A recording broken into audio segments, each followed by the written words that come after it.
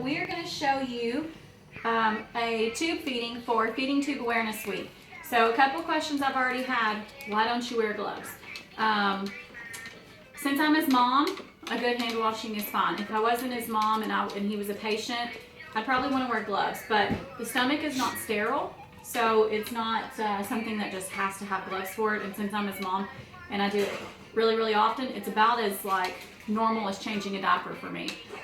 It's the equivalent of like cutting up your kid's food and putting it on a plate for him. You're not going to wear gloves for that. You're just going to wash your hands. So kind of the same thing. So here's our new tray that we just got that I just thought of. And we have all of Christian's food here.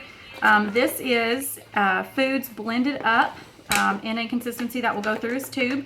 And they're different colors because they're from different batches that we've made. And then there's some water to flush with.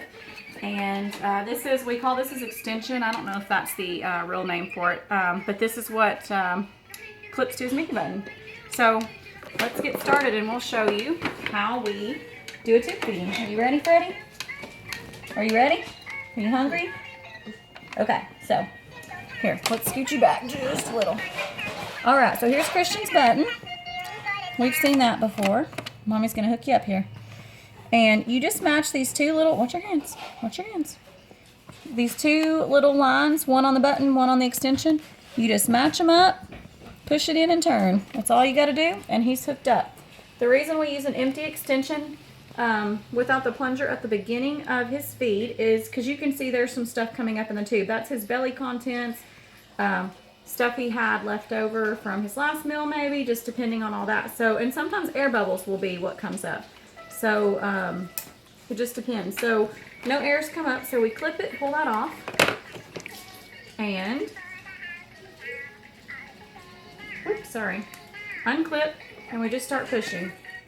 And this is about how fast we push. Everybody says, how fast do you push? There's not really like a measurement. So then you're going to clip again. I don't usually clip between anymore. You're supposed to, but unless he screams or does something like that, it's not really going to come back up.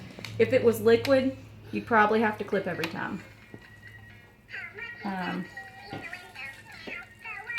But I'll show you. Don't ever listen to me and don't ever not clip and say Lacey told me not to, because it could be disastrous, because his stomach muscles could push it back up, but we like to live on the wild side and take that risk. So it just saves a few seconds each time. And when you do this 4 or 5 times a day, every day, I know those few seconds don't seem like a lot, but it gets to be a little tedious. So I just don't usually clip anymore. Some people do. Most people probably do. So, somebody else asked me from a picture the other day, does Christian get all of this food? Yes. Normally, a normal meal for him is 7 of these 60 milliliter syringes. And it works out to be about 12 or 13 ounces. I know 60 mLs times 7 syringes, you would think that would be 14 ounces, but it's not. I don't know why it's off, but it is. Okay, so we've given our last syringe. This time I will clip it because it's going to take me another second. So what we do is next we're going to put the water. And the water literally just pushes the rest of the food in to the tube because we don't want food sitting in his actual feeding tube because it can harden and clog up and make his tube not want to work. All right, buddy. You good? Yeah? All right. Is your belly full? Yeah. All right. So that is a tube feeding, and then we will take all these and we'll rinse them out in some hot water and leave the plungers in them to let them dry out, because if you leave the plungers out to dry, they harden and don't work as well for whatever reason. So that is how you give a tube feeding.